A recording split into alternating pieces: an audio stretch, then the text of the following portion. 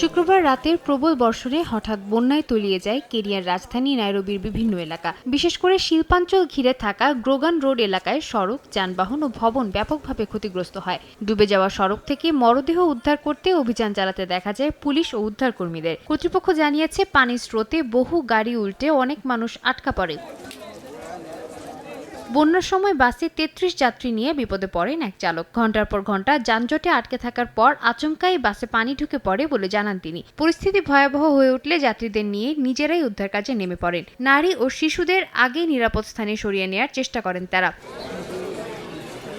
ক্ষয়ক্ষতির মুখে পড়েছে স্থানীয় ব্যবসাও। বৃষ্টির কারণে দোকানের সব পণ্য, সঞ্চয় ও দিনের বিক্রির টাকা হারান বিক্রেতারা। পানির স্রোত বাড়তে থাকায় কিছুই রক্ষা করতে পারেননি তারা।